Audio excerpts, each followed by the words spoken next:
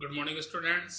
Class 12 आपका जो chapter था नमक, उस पाठ के माध्यम से जैसा कि आपको बताया कि लेखिका कहना चाहती है कि किस प्रकार से जमीन की रेखाएं बढ़ जाने से लोगों के मन कभी नहीं बढ़ते हैं।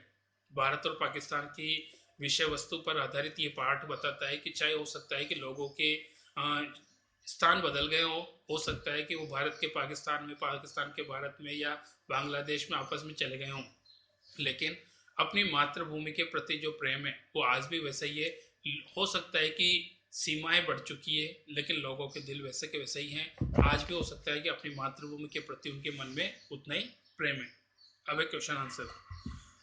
सफिया के भाई ने नमक की पुड़िया को ले जाने के लिए मना क्यों कर दिया? नमक की पुड़िया को लेकर सफिया के मन में द्वंद्व था कि वह नमक कस्टम अधिकारियों को दिखाकर ले जाए या चोरी छिपाकर। सफिया के भाई ने नमक की पुड़िया को ले जाने के लिए मना कर दिया क्योंकि पाकिस्तान से भारत को नमक का निर्यात प्रतिबंधित था। यह गैर कानूनी था। दूसरा, कस्टम अधिकारी नमक की पुड़िया निकल आने पर बाकी सामान की भी चिंदी चिंदी बिखेर देंगे, इससे बदनामी भी होगी। और तीसरा कारण, भारत में पर्याप्त मात्रा में नमक है। यहाँ पे जैसा कि वो सिर्फ बौद्धिक रूप में सोचता है कि इस प्रकार का कानून बना हुआ है कि नमक को नहीं लिया जा सकता। दूसरा, भारत में पहले से ही नमक काफी है। नेक्स्ट नंबर 2, नमक की पुड़िया को ले जाने के संबंध में सफिया के मन में क्या द्वंद्व था? आंसर है, नमक की पुड़िया को ले जाने के संबंध में सफिया के मन में द्वंद्व था कि नमक की पुड़िया को चोरी से छिपा कर ले जाए या कस्टम अधिकारियों को दिखाकर ले जाए। पहले वह इसे कीनों की टोकरी में सबसे नीचे रखकर कीनों में ढककर लेती है। फिर वो निर्णय करती है कि प्यार के इस तोहफे को चोरी से नहीं ले जाएगी, वह नमक की पुड़िया को कस्टम वालों को दिखाएगी। यहाँ पे जैसा कि उसके मन में बात थी कि प्यार का तोहफा है तो इसे चोरी छिपे नहीं बल्कि सबको बताकर ही ले जाने की इच्छा थी। थर्ड क्वेश्चन, जब सफिया अमृतसर के पुल पर चढ़ रही थी तो कस्टम अफसर निचली सीढ़ी के पास सिर झुकाए चुपचाप क्यों खड़े थे?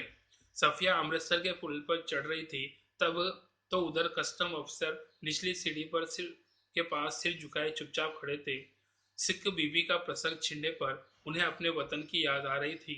वे सिख बीबी और सफिया की भावना से भी प्रभावित थे। उन्हें दूसरी जगह आकर भी अपने वतन की चीजें बहुत याद आ रही थी। राजनीतिक उद्देश्यों ने सबको एक दूसरे से अलग कर दिया है। यहाँ पे हम खुद महसूस करते हैं कि हो सकता है सीमाएं बढ़ गई, देश बढ़ गए, लेकिन उनका जो मन है और अपनी मातृभूमि के प्रति जो प्रेम है वो आज भी वैसा का वैसा ही उनमें है। नेक्स्ट क्वेश्चन 4, लाहौर अभी तक उनका वतन है और दिल्ली मेरा और मेरा वतन ढाका है जैसे उद्गार किस सामाजिक यथार्थ को संकेत करते हैं? ये कथन उस सामाजिक यथार्थ को संकेत करते हैं कि राजनीतिक तौर पर भले ही लोग भले ही विस्थापित हो जाते हैं, परंतु भावनात्मक लगाव मातृभूमि से ही रहता है। राजनीतिक बंटवारे लोगों के दिलों को नहीं बांट पाते, वे लोगों को अलग रहने को मजबूर कर सकते हैं, परंतु उनका प्रेम अंतिम समय तक मातृभूमि से ही रहता है। यहाँ पे जैसा कि बता दिया कि किस प्रकार से अलग रहने के बावजूद भी वो अपनी मातृभूमि के प्रति अपनी प्रेम को प्रकट कर रहे हैं। क्वेश्चन नंबर 5, नमक ले जाने के बारे में सफिया के मन में उठे द्वंद्व के आधार पर चारित्रिक विशेषताओं को स्पष्ट कीजिए। नमक ले जाते समय सफिया के मन में अनेक द्वंद्व उठे, उससे उसकी चरित्र की निम्नलिखित विशेषता उभर कर आती है। फर्स्ट, भावुक। सफिया भावुक है, वह सिख बीबी की भावनाओं को मानती है और उसी के आधार पर लाहौरी नमक को भारत ले जाना चाहती है। यह गैर कानूनी है, यह जानते हुए भी वो भावनाओं को बड़ा मानती है। नेक्स्ट, सेकेंड, वादे की पक्की।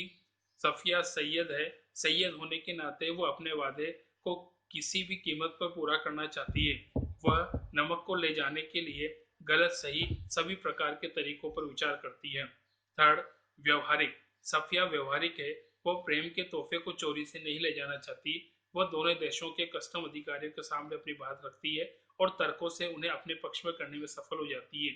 इस तरीके से वो नमक की पुड़िया लाने में सफल होती है। नेक्स्ट क्वेश्चन नंबर 6, मानचित्र पर एक लकीर खींच भर देने से जमीन और जनता बट नहीं जाती। उचित तर्कों और उदाहरणों के जरिए इसकी पुष्टि कीजिए। मानचित्र पर एक लकीर खींच देने भर से जमीन और जनता नहीं बढ़ जाती। लेखक का यह कथन पूर्णतः सत्य है। राजनीतिक कारणों से मानचित्र पर लकीर खींचकर देश के दो भागों में बांट दिया जाता है। इससे जमीन और जनता को अलग अलग देश का लेवल मिल जाता है। परंतु ये कार्य जनता की भावनाओं को नहीं बांट पाता। उनका मन अंत तक अपनी मातृभूमि से जुड़ा रहता है। पुरानी यादें उन्हें हर समय घेरे रहती है। जैसे ही उन्हें मौका मिलता है वे प्रत्यक्ष तौर पर उभर कर सामने आती है।